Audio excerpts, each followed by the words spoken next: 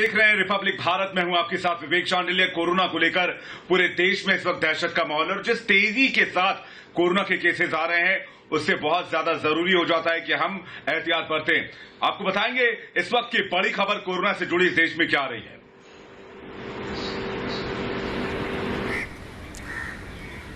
नमस्कार, मैं हूं आपके साथ शिखा शर्मा। मुंबई से आप लाइव देख रहे हैं। इस वक्त की बड़ी खबर आपको बता दें, कोरोना से पूरा देश जंग लड़ रहा है। ऐसे में बिहार की अगर बात करें तो बिहार में नाइट कर्फ्यू लागू कर दिया गया है। इस वक्त की बड़ी खबर आपको बता रहे हैं, बिहार में नाइट कर्फ्यू का ऐलान किया गया है। रात 9 बजे से सुबह 5 बजे तक ये नाइट कर्फ्यू रहेगा।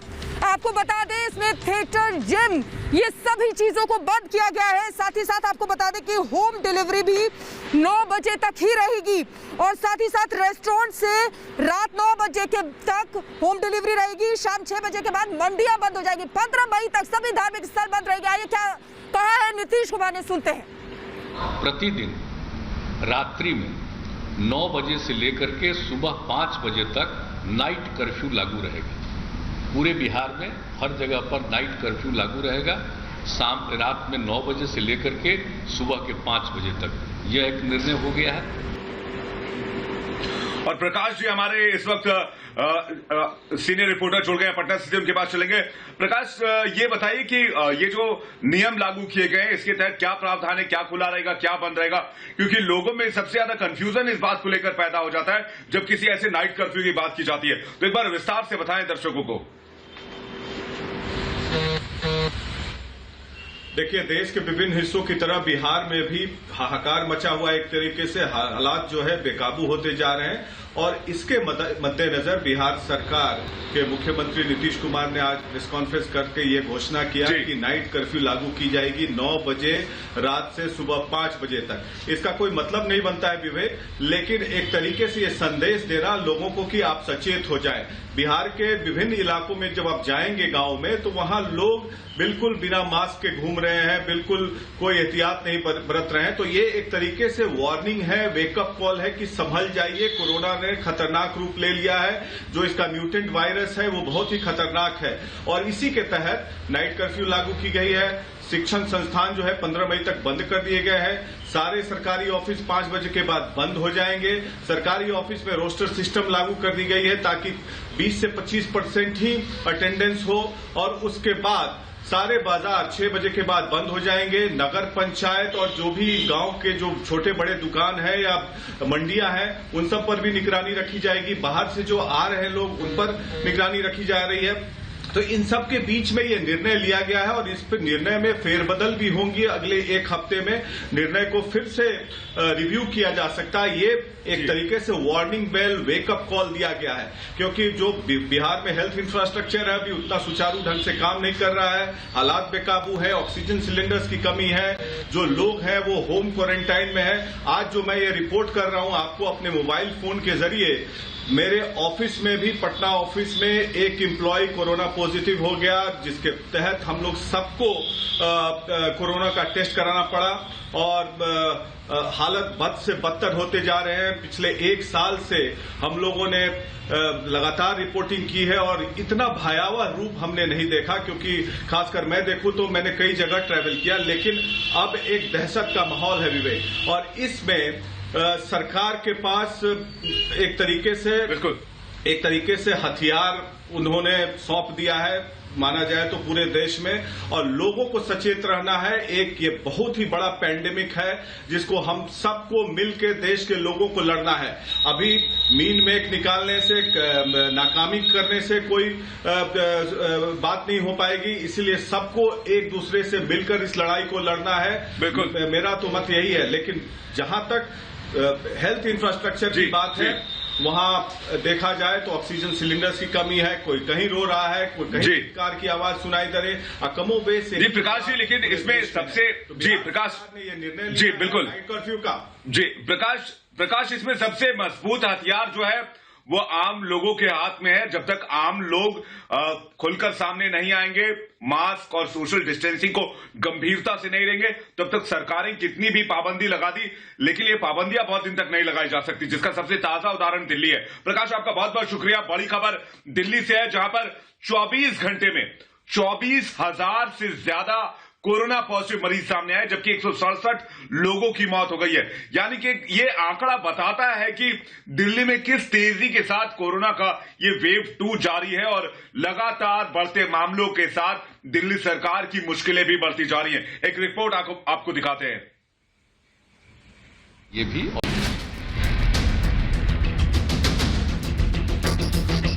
पिछले 24 घंटे में पॉजिटिविटी रेट बढ़ के लगभग 30% हो गया है। दिल्ली में रोजाना कोरोना का आंकड़ा बढ़ता जा रहा है। पिछले 24 घंटे में दिल्ली में कोरोना से होने वाली मौत का रिकॉर्ड टूट चुका है। 24,000 से ज्यादा नए मामलों ने दिल्ली सरकार की नींद उड़ा दी है। एक दिन में 170 से ज्यादा लोगों की मौत दिल्ली वासियों के लिए किसी दहशत से कम नहीं है। आलम यह है कि कोरोना का टेस्ट कराने वाले हर 100 मरीज में से 30 को कोरोना निकल रहा है। यानी दिल्ली में कोरोना पॉजिटिविटी 30% हो गई है, जबकि एक दिन पहले ये 25% थी। ये जानकारी खुद सीएम अरविंद केजरीवाल ने दी है। ज़्यादा चिंता की बात यह है कि पिछले 24 घंटे में पॉजिटिविटी रेट बढ़ के लगभग 30% हो गया है, जबकि ये उसके पिछले 24 घंटे में केवल 24% था। 24% से बढ़ के 30% पॉजिटिविटी रेट हो गया। बहुत ज़्यादा तेज़ी से केसेस बढ़ रहे हैं। दिल्ली में बढ़ते कोरोना संकट को लेकर सरकार भी हरकत में आई है। दिल्ली सरकार ने बड़ी कार्रवाई करते हुए 4 एयरलाइंस के खिलाफ एफआईआर दर्ज करने का आदेश दिया है, जिसमें इंडिगो, स्पाइसजेट, विस्तारा और एयर एशिया शामिल हैं। इसके पीछे की वजह महाराष्ट्र से आने पर यात्रियों की रिपोर्ट नहीं देखने पर यह कार्रवाई की गई है। वहीं दिल्ली में लगातार बढ़ रहे मरीजों की वजह से अस्पतालों में बेड लगभग भर चुके हैं। आईसीयू बेड्स की कमी हो गई है। पूरी दिल्ली में मिलाकर 100 से भी कम आईसीयू बेड्स बचे हैं। केजरीवाल का कहना है कि वो लगातार केंद्र सरकार के संपर्क में हैं और बेड बढ़ाने पर जोर दे रहे हैं। अभी पूरे दिल्ली का अगर जायजा लिया जाए तो जो कोरोना के लिए बेड रिजर्व हैं, वो बेड काफ़ी तेज़ी से ख़त्म होते जा रहे हैं। पेशेंट्स बहुत तेज़ी से मरीज जो हैं वो अस्पतालों में जा रहे हैं। आईसीयू बेड्स की खासकर काफ़ी कमी हो गई है। लगभग सारे दिल्ली के आईसीयू बेड्स मिला के 100 से भी कम आईसीयू बेड्स पूरे दिल्ली में बचे हैं। दिल्ली में बेड के साथ सबसे बड़ी समस्या ऑक्सीजन को लेकर हो रही है। दिल्ली के डिप्टी सीएम मनीष सिसोदिया ने भी राजधानी में ऑक्सीजन की कमी होने की बात कबूल की है। सिसोदिया ने साफ कह दिया है कि अगर समय पर ऑक्सीजन नहीं मिली तो हालात और ज्यादा खतरनाक हो सकते हैं। दिल्ली के बहुत सारे अस्पतालों में, जिसमें गवर्नमेंट हॉस्पिटल भी हैं और प्राइवेट हॉस्पिटल भी हैं, उनमें इस वक्त ऑक्सीजन की काफ़ी शॉर्टेज है। ये बहुत क्रिटिकल सिचुएशन है। हमने इसीलिए केंद्र सरकार से रिक्वेस्ट की है कि देश की राजधानी में, जहां आसपास के राज्यों से भी मरीज आ रहे हैं, वैसे में ऑक्सीजन को लेकर प्रायोरिटी दी जाए। हालांकि जिस रफ्तार से राजधानी में कोरोना विस्फोट हो रहा है, उसने दिल्ली सरकार के दावों की पोल खोल दी है। कल तक दिल्ली के सीएम, डिप्टी सीएम, दिल्ली के स्वास्थ्य मंत्री सभी दावा कर रहे थे कि दिल्ली में ना तो बेड की कमी है और ना ही दवाओं की। वो आज कोरोना के आगे नतमस्तक दिखाई दे रहे हैं। और तो और दिल्ली में कोरोना के लिए संजीवनी माने जाने वाले जीवन रक्षक दवा रेमडेसिविर की भी भारी किल्लत हो गई है। दिल्ली के all India institute of medical sciences के ठीक सामने एक मार्केट है, यूसुफ सराय मार्केट, जहां पर जो केमिस्ट शॉप ओनर्स हैं, उन्होंने अपनी अपनी दुकानों के बाहर इस तरह के नोटिस लगा दिए हैं, जिसमें साफ लिखा है रेमडेसिविर इंजेक्शन यहां उपलब्ध नहीं है, कृपया पूछताछ ना करें। और इसी तरह के नोटिस जो हैं और भी दुकानों पर भी लगे हैं। यहाँ पर भी एक और दुकान है जहाँ पर ये लिखा हुआ है रेमडेसिविर इंजेक्शन यहाँ नहीं है, कृपया पूछताछ ना करें। आइए बात करते हैं शॉपकीपर से, समझते हैं कि ये नोटिस क्यों लगाना पड़ गया, क्या जरूरत पड़ेगी सर आपको ये बाहर नोटिस लगाने की? कस्टमर आते हैं, पूछते हैं सर हमारे पास स्टॉक है नहीं रेबी फ्लू का, रेमडेसिविर हम लोग रखते नहीं है। कितने कस्टमर आ जाते होंगे? 200-300 डेली आते हैं सर। कोरोना वायरस के शिकंजे में अब दिल्ली पूरी तरीके से आ चुकी है। सवाल गंभीर है कि आखिर दिल्ली वालों को कोरोना का मुकम्मल इलाज कब मिल पाएगा। ब्यूरो रिपोर्ट, रिपब्लिक खबर।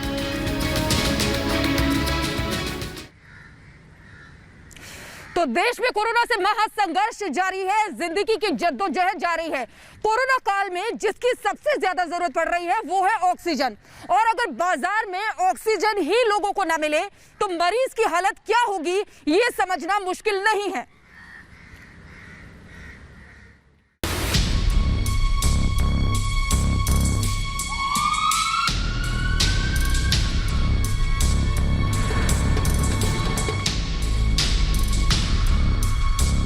प्रदेश में कोरोना सुरसा की तरह लोगों को निगल रहा है। रोजाना 2.25 लाख से ज्यादा केस, 1000 से ज्यादा लोगों की मौत इस महामारी की विनाश लीला की चीख चीख कर गवाही दे रही है। कोरोना के मरीज दर दर की ठोकरें खा रहे हैं। न अस्पतालों में बेड है, न ऑक्सीजन सिलेंडर, रेमडेसिविर की भी भारी किल्लत हो रही है। वहीं मौत के सौदागर जिंदगी का सौदा करने में लगे हुए हैं। हालात इस कदर बेकाबू हो गए हैं कि स्थिति को संभालना बेहद मुश्किल हो रहा है। लोग अपनों को बचाने के लिए दर दर की ठोकरें खा रहे हैं। कोई बेड की तलाश में रात दिन एक कर रहा है, तो कोई ऑक्सीजन सिलेंडर लेकर प्लांट के चक्कर काट रहा है, कोई रेमडेसिविर के लिए हफ्तों से लाइन में लगा हुआ है। तस्वीरें बिहार की राजधानी पटना की हैं, जहां अपने बीमार बच्चे के लिए लाचार पिता ऑक्सीजन प्लांट के चक्कर काट रहा है, लेकिन ऑक्सीजन नसीब नहीं हो पा रही। ऐसे में सिस्टम के खिलाफ गुस्सा सैलाब बनकर आंखों से बाहर आ रहा है। बच्चा मर जाएगा, नीतीश जी से गुजारिश कर रहे हैं कम से कम ऑक्सीजन लाइफ टाइम दे। कमोबेश ऐसा ही हाल दूसरे कोरोना पीड़ित के इस रिश्तेदार का भी है, जो ऑक्सीजन के लिए हर तरफ से निराश हो चुके हैं। भाभी की तबीयत खराब है, उनको ऑक्सीजन का सख्त जरूरत है, बट यहाँ ना कहीं हॉस्पिटल में मिल रहा है प्राइवेट में, ना यहाँ मिल रहा है। वहीं ऑक्सीजन की कमी को लेकर प्रशासन की अलग दलील है। आज भर की स्थितियाँ हो सकता है शाम से वो स्थिति खत्म हो जाएगी, और हम लोग पूरी कोशिश कर रहे हैं कि सबको हमारे जिलाधिकारी महोदय बांट के दे रहे हैं। लोग एक अदद सिलेंडर के लिए एक प्लांट से दूसरे प्लांट के चक्कर लगा रहे हैं, लेकिन हर जगह उन्हें निराशा ही हाथ लग रही है। पीछे जो आप देख रहे हैं ये ऊषा ऑक्सीजन सेंटर है, जहां से ऑक्सीजन भरा जा रहा है, ऑक्सीजन फिल किया जा रहा है और ज़रूरत के अनुसार देने की कोशिश की जा रही है। हालांकि सरकार की तरफ से ये दावे किए जा रहे हैं, सरकार का वादा है कि यहां पर जो हर किसी को ऑक्सीजन मिल रहे हैं, ऑक्सीजन की कमी नहीं है, लेकिन कंडीशन ये है कि यहां पर जो है ऑक्सीजन की कमी बनी हुई है।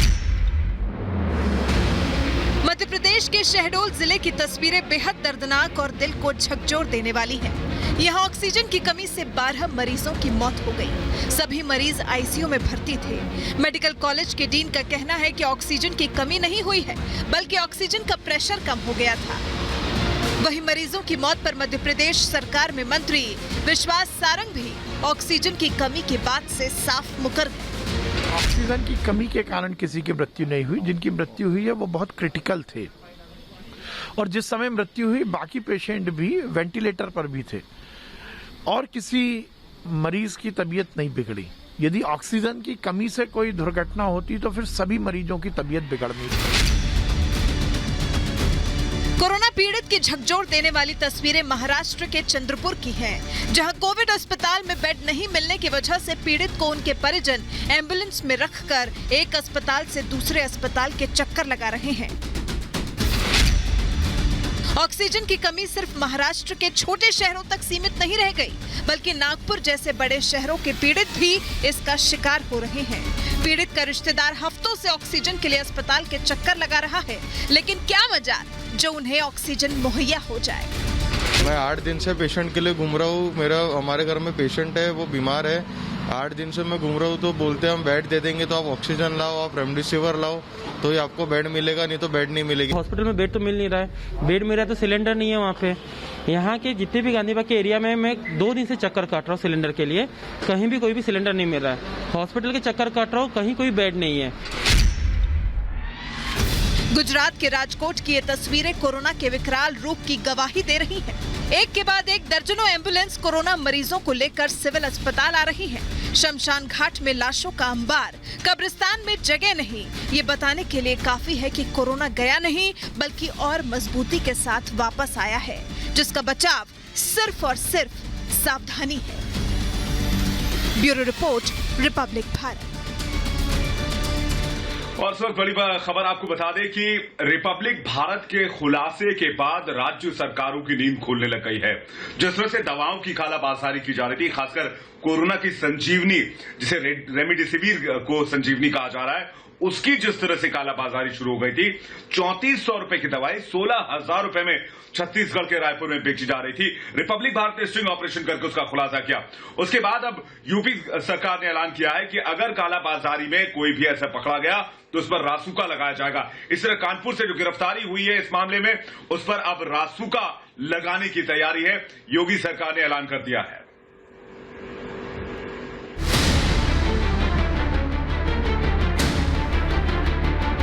संकट काल में पत्रकारिता की मिसाल पेश करते हुए रिपब्लिक मीडिया नेटवर्क ने धंधेबाजों के नकाब नोच डाले और रेमडेसिविर इंजेक्शन को लेकर बड़े पैमाने पर चल रहे खेल का खुलासा किया, जिसके बाद सभी राज्यों में सरकारें चौकन्नी हो गए। ये रिपब्लिक की खबर का असर ही है कि एक के बाद एक राज्यों में इंजेक्शन चोर और धंधेबाज धरे जा रहे हैं, जो संकट और मातम के माहौल में भी जेब भरने से बाज नहीं आ रहे हैं। कालाबाजारी करने वालों पर योगी का हंटर, रेमडेसिविर के जमाखोरों पर लगेगा एनएसए।